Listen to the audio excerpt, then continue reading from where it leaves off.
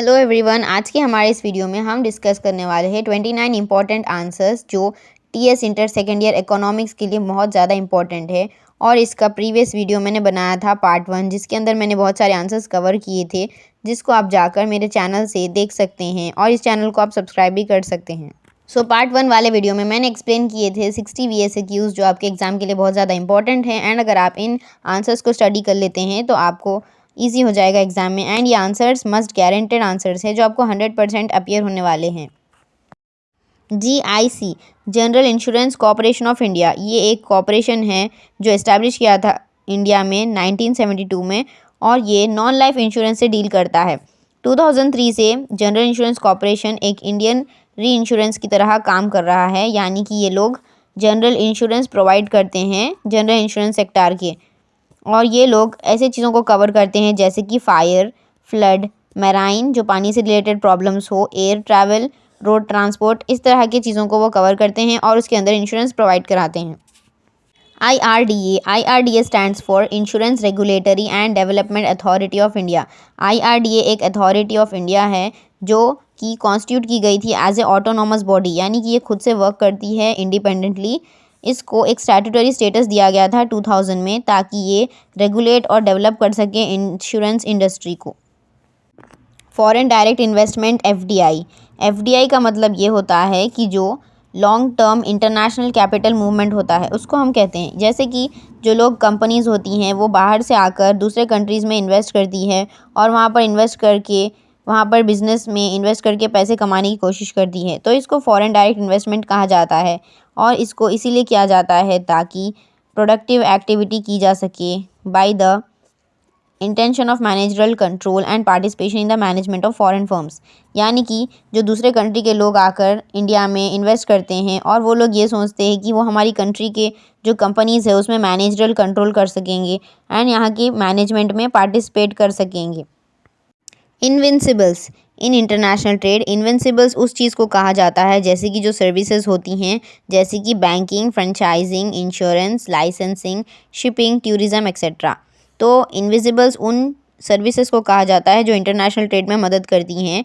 Invisible trade refers to payments and receipts resulting from the transfer of non tangible goods and services such as customer service, intellectual property and patents. So basically invisible trade उन चीज़ों को कहा जाता है जिनमें payments या receipts आती है, जिनमें पेमेंट्स या रिसिप्ट्स दिए जाती हैं जब हम कोई चीज़ करते हैं, जैसे कि transfer of non tangible goods, जो गुड्स नॉन टेंजिबल होते हैं जिसको हम देख नहीं सकते, छू नहीं सकते, जो सर्विसेज होती हैं जैसे कि customer service, intellectual property and patents, जिनको हम देख नहीं सकते, जिसको हम इंटेंजिबल गुड्स कहते हैं, उनसे जो पेमेंट्स एंड रिसिप्ट्स आती हैं उनको इनविजिबल्स कहा जाता है।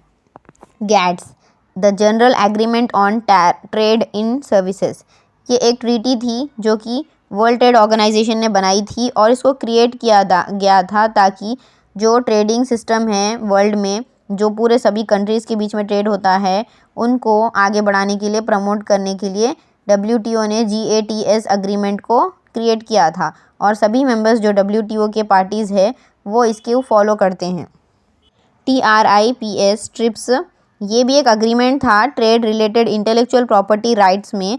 ये भी एक इंटरनेशनल अग्रीमेंट था between the member of Nations of WTO, यानी कि जो WTO के मेंबर्स थे वर्ल्ड ट्रेड ऑर्गेनाइजेशन के, उन सभी के बीच में ये अग्रीमेंट किया गया था ताकि सब लोगों में हार्मनी हो और वो लोग मिलजुल कर काम करें और intellectual property related laws and regulations को फॉलो करें world wide.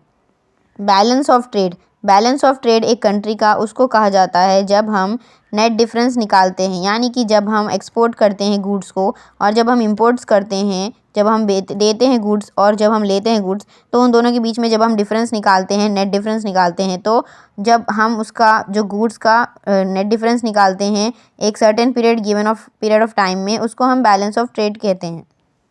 Balance of payments, ये भी एक स्टैटिस्टिकल रिकॉर्ड है, एक बैलेंस शीट की तरह होता है जिसके अंदर हम सभी तरह के ट्रांजैक्शंस को रिकॉर्ड करते हैं, जो कि कंट्री और दूसरे कंट्रीज़, जो दूसरे वर्ल्ड के कंट्रीज़ हैं उनके बीच में जो ट्रांजैक्शंस हुए हैं उसको हम रिकॉर्ड करते हैं इस स्टेटमेंट में। जब एक during a given period of time, एक गिवन पीरियड ऑफ टाइम में हमने कितने ट्रांजैक्शंस किए हैं उसको हम रिकॉर्ड करते हैं, इसको हम बैलेंस ऑफ पेमेंट्स कहते हैं।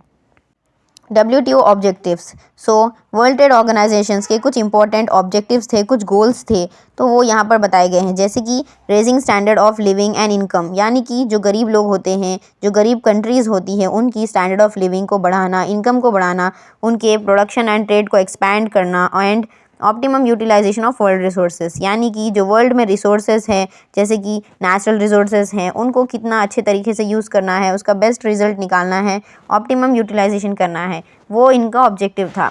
Introducing sustainable development. Sustainable development, जब हम एनवायरनमेंट के बारे में भी सोचते हैं और एनवायरनमेंट के साथ साथ डेवलपमेंट करते हैं, उसको सस्टेनेबल डेवलपमेंट कहते हैं। Promoting trade flows by encouraging nations to adopt non discriminatory and predictable trade practices. So यहाँ पर WTO का ऑब्जेक्टिव था कि लोग non discriminatory and predictable trade practices को फॉलो करें। And establishing producers for solving trade disputes among its members, यानी कि जब कंट्रीज़ के बीच में डिस्प्यूट्स हो जाते थे ट्रेड को रिलेटेड, कोई भी चीज़ को सेल करने या बाई करने के रिलेटेड, तो इसको सॉल्व किया जाता था। सो उसके लिए WTO प्रोसीजर्स एस्टैब्लिश करता है। MFN GATT का ये भी एक प्रिंसिपल है, यानी कि इसके अंदर मोस्ट फेवर्ड नेशंस का प्रिंसिपल दिया गया है, यानी कि इसके हिसाब से जो कंट्रीज़ काम कर रही हैं in the world trade organisation या फिर GATT, उसके अंदर सब लोग इक्वली ट्रीट किए जाने चाहिए, किसी को भी एक्स्ट्रा प्रेफरेंस नहीं दिया जाना चाहिए, या फिर कोई भी नेशन मोस्ट फेवर्ड नहीं होना चाहिए। इसके हिसाब से यहाँ पर फॉरबिड किया गया है, यानी कि कोई भी नेशन को एक्स्ट्रा प्रेफरेंस या फिर एक्स्ट्रा पावर्स नहीं दिए जाने चाहिए, सबको इक्वली ट्रीट किया जाना चाहिए। इस तरह से बताया गया है आर्टिकल 1 ऑफ GATT के एग्रीमेंट में। सो MFN के क्लॉजेस में, रूल्स में बताया गया है कि कोई भी प्रेफरेंशियल ट्रीटमेंट नहीं दिया जाना चाहिए नेशंस में, सभी को बराबर लेकर चलना चाहिए। सस्टेनेबल डेवलपमेंट इस चीज़ को बताता है कि इकोनॉमिक डेवलपमेंट ऐसा होना चाहिए जिसके अंदर एनवायरनमेंट का डिस्ट्रक्शन ना हो, यानी कि जब डेवलपमेंट होना चाहिए कंट्री का, लेकिन साथ साथ जो सोसाइटी है उसको ये समझना चाहिए कि उनको अपने नेचर को प्रोटेक्ट करना है, एनवायरनमेंट को प्रोटेक्ट करना है, ताकि जो फ्यूचर जनरेशन्स है वो लोग भी अपने नीड्स को पूरे कर पाएँ। यानी कि हमें इस तरह से लेकर चलना है हमारे एनवायरनमेंट को कि हमारा डेवलपमेंट भी हो हमारी कंट्री का, लेकिन हमारा नेचर ख़राब ना हो। इसको हम सस्टेनेबल डेवलपमेंट कहते हैं। एनवायरमेंटल डिग्रेडेशन का मतलब है नेचुरल एसेट्स जो एनवायरनमेंट के है उसमें डिटेरियोरेशन होना, यानी कि जब हमारे एनवायरनमेंट के एसेट्स है जैसे कि एयर, वाटर, सॉइल, इन सभी चीज़ों में अगर बहुत ज़्यादा प्रॉब्लम्स आ जाएँ, ये अगर सब पॉल्यूटेड हो जाए, तो इनको हम एनवायरमेंटल डिग्रेडेशन कहते हैं। इनका अगर लॉस हो जाए, अगर ये सब चीज़ें ख़राब हो जाए, अगर ये डिग्रेड हो जाए, तो इसको हम कह सकते हैं एनवायरमेंटल डिग्रेडेशन। जैसे कि बहुत सारे स्पीशीज़ एक्सटिंक्ट हो जा रहे हैं एंड वाटर, एयर, सॉइल में पोल्यूशन हो रहा है। इकोसिस्टम का मतलब ये होता है कि एक ऐसा लोकेशन है जहाँ पर सारे ऑर्गेनिजम्स मिलकर रहते हैं एक एनवायरनमेंट में, यानी कि जो सभी बैक्टीरियाज एंड जो सभी बर्ड्स, एनिमल्स, प्लांट्स, सब चीज़ें हैं, वो सब चीज़ें मिलकर रहती हैं वो एक एनवायरनमेंट में, उसको हम इकोसिस्टम कहते हैं। इसमें biotic as well as abiotic factors included है, जो लिविंग फैक्टर्स है as well as non living factors हैं। Types of environments. सो यहाँ पर 3 टाइप्स के एनवायरनमेंट्स होते हैं, जैसे कि physical environment, biotic environment and social cultural environment. Physical environment में नॉन लिविंग थिंग्स होते हैं, बायोटिक एनवायरनमेंट में लिविंग ऑर्गेनिजम्स होते हैं, एंड सोशल या कल्चरल एनवायरनमेंट में cultural lifestyles of human beings को इंक्लूड किया जाता है। वाटर पोल्यूशन, जैसे हम जानते हैं कि ये एक ऐसा प्रोसेस है जिसके अंदर बहुत सारी प्रॉपर्टीज़ पानी में मिलकर पानी को हार्मफुल या फिर यूज़लेस बना देती हैं, तो इसको हम वाटर पोल्यूशन कहते हैं। सो मेन पोल्यूटेंट्स वाटर के ये है कि सीवेज, यानी कि जो कचरा या फिर जो गंदगी होती है, जो गंदा ड्रेनेज सिस्टम का पानी होता है, वो सब वाटर में मिल जाता है, जिसकी वजह से वाटर बहुत ज़्यादा अनहेल्दी हो जाता है। एक्जॉटिक ऑर्गेनिक केमिकल्स, जो केमिकल्स होते हैं वो भी वाटर को हार्मफुल बना देते हैं, and inorganic minerals and compounds. So इन चीज़ों की वजह से वाटर पोल्यूटेड हो जाता है और इसके अंदर बहुत सारे माइक्रो ऑर्गेनिजम्स एंड पैरासाइट्स हो जाते हैं।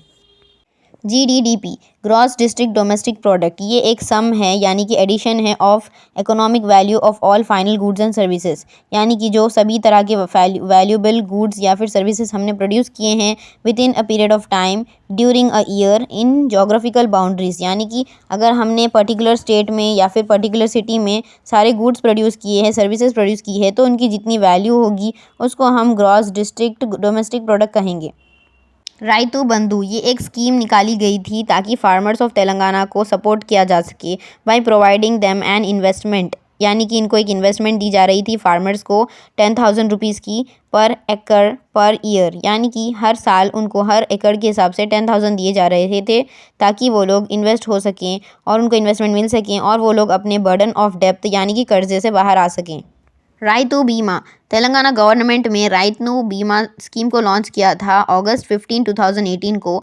मेन ऑब्जेक्टिव इस स्कीम का ये था कि वो लोग financial relief and security provide करना चाहते थे फैमिली मेम्बर्स को एंड डिपेंडेंट्स को, जो लोग फार्मर्स के रिलेटिव है, जो फार्मर्स के फैमिली मेम्बर्स है। अगर फार्मर की डेथ हो चुकी है अगर, तो उनके जो फैमिली मेम्बर्स होते हैं उनकी प्रॉब्लम्स को सॉल्व करने के लिए उनको एक फाइनेंशियल हेल्प दी जाने की सोची गई थी ये स्कीम में।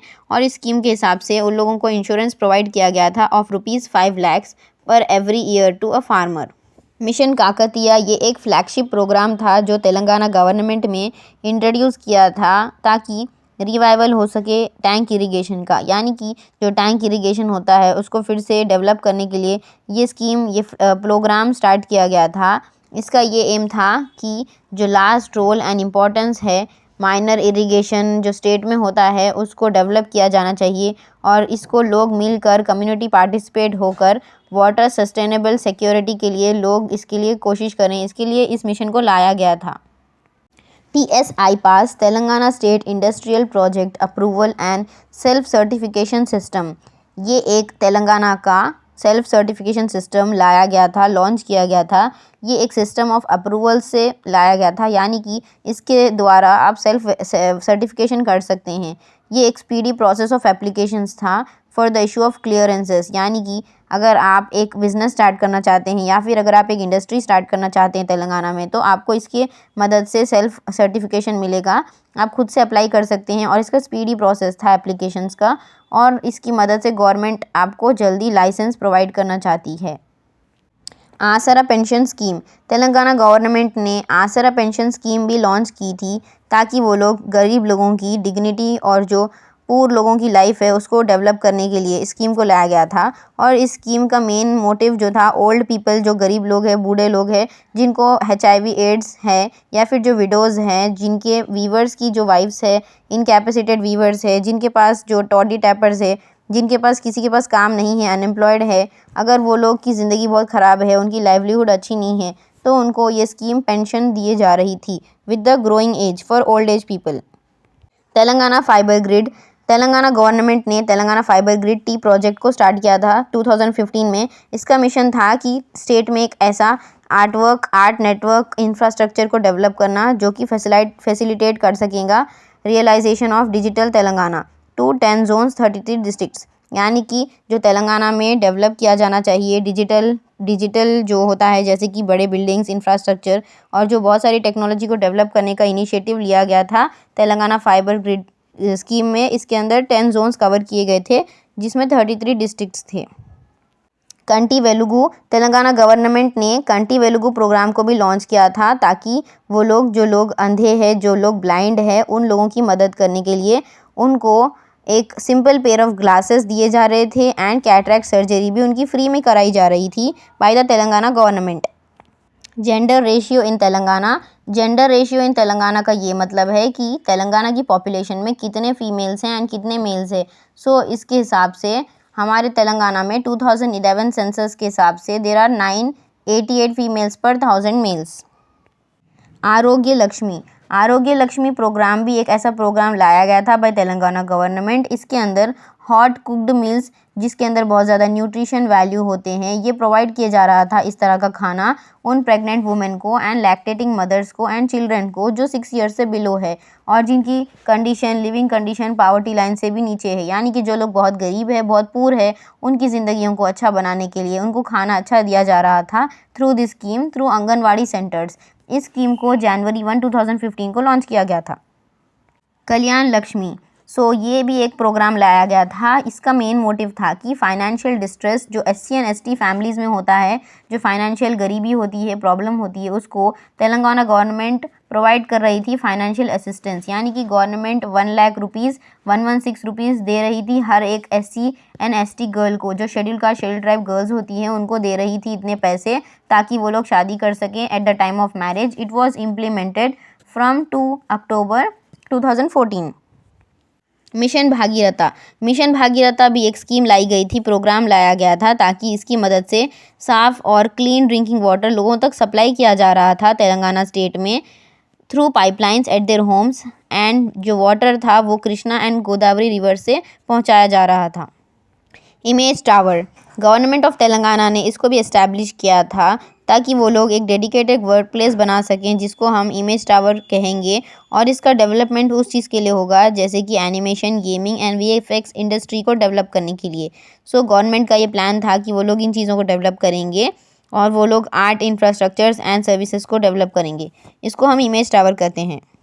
सो टिल हियर हमने सारे वेरी शॉर्ट आंसर्स को कंप्लीट कर लिया है, एंड हमारे नेक्स्ट आने वाले वीडियो में हम शॉर्ट आंसर्स को समझने वाले हैं और जो 5 मार्क्स के होते हैं उसको मैं समझाऊंगी आप लोगों को। एंड अगर आपको ये चैनल अच्छा लगता है तो आप इसको सब्सक्राइब कर सकते हैं, जिसके अंदर मैंने बहुत सारे previous year question papers and most important question syllabus जो आपके CEC, BIPC, MPC के लिए है वो सब मैंने अपलोड कर रखा है। So you can check out those videos and subscribe to this channel. Okay, so I will meet you in the next video.